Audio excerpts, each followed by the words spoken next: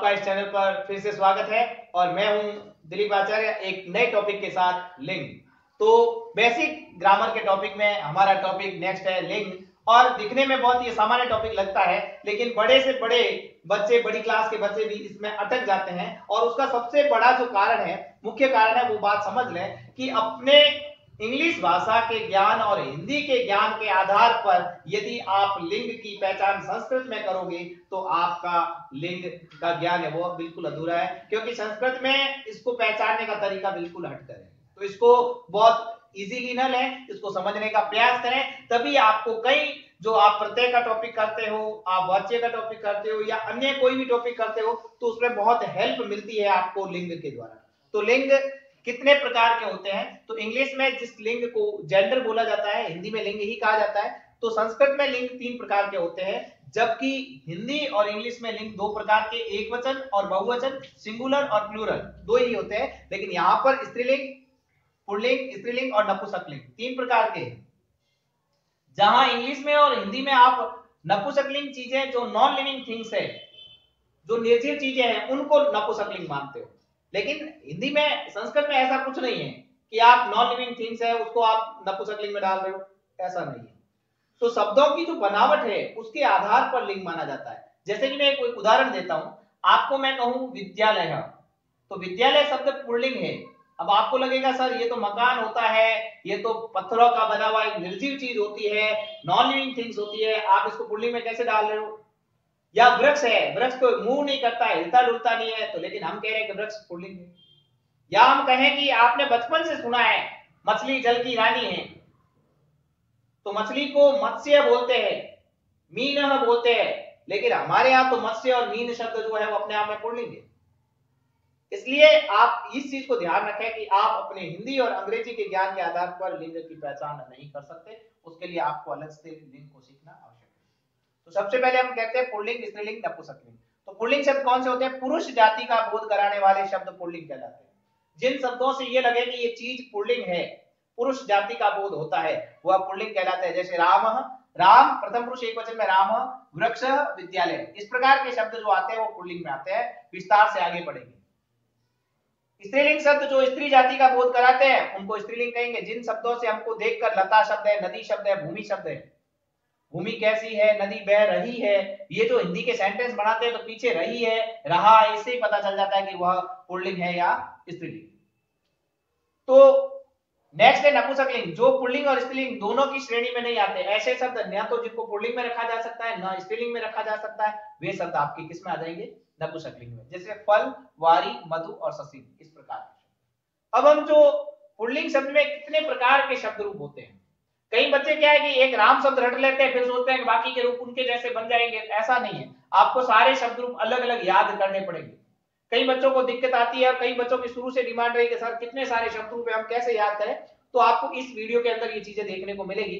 तो पहले होते हैं ये शब्द अकारांत, इकारांत, उकारांत। ये चीजें क्या होती है? जिनके पीछे अ की ध्वनि आए उनको कहते हैं अकारांत, जिसके पीछे छोटी ई की ध्वनि आए उसको इकारांत, जिसके पीछे छोटे ऊ की ध्वनि आए उसको उकारांत।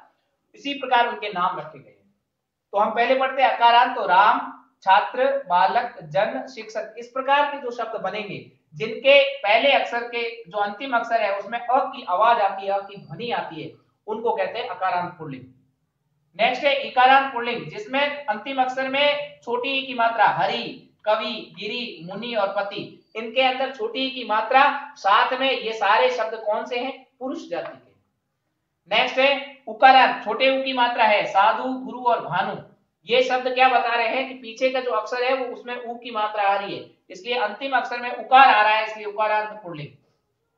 नेक्स्ट है ऋकारांत, ऋकारांत में पीछे री आएगी, ऋषि, ऋषि वाला री, पितृ, मातृ, भातृ, इस प्रकार के जो शब्द आ रहे हैं इसके अंदर ऋकारांत पितृ, भातृ और दात्री। मातृ शब्द चला जाएगा स्त्रीलिंग में, तो पितृ यानी पिता, भातृ यानी भाई और दात्री यानी देने वाला, दाता।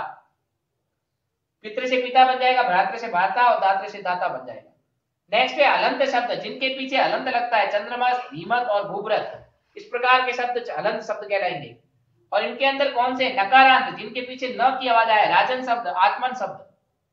ऐसा नहीं कि आपने सोचा कि सर स्त्रीलिंग रमा, कमला, विमला, शिमला, ये जो शब्द होते हैं इनके अंदर आ की ध्वनि होती है, लेकिन मैं कहता हूं राजा शब्द भी तो है।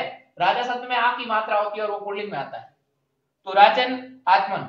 और ये आत्मन शब्द, एक बात और मैं बता दूं, कई बच्चे को दिमाग में होता है आत्मा को हमने देखी है, आत्मा ऐसे आम बोलचाल में बोलते हैं तो आत्मा को स्त्रीलिंग मानते हैं, लेकिन आत्मा पुल्लिंग है और गीता में स्पष्ट लिखा गया है आत्मा कभी नहीं मरता, अर्थात आत्मा क्या है, पुल्लिंग है, तो आत्मन शब्द होते हैं। नेक्स्ट है नकारांत। तो ये नकारांत जिनके पीछे त की आवाज आती है, भवत और धीमत शब्द, ये जो बनते हैं पीछे त की आवाज के कारण इनको तकारांत बोला जाता है। सम्राट शब्द होता है, इसका मूल शब्द सम्राट होता है, इसको जकारांत बोला जाता है क्योंकि पीछे शब्द ज होता है। और विद्वान शब्द होते हैं, विद्वस पीछे स होता है, इसके लिए इसको सकारांत बोला जाता है।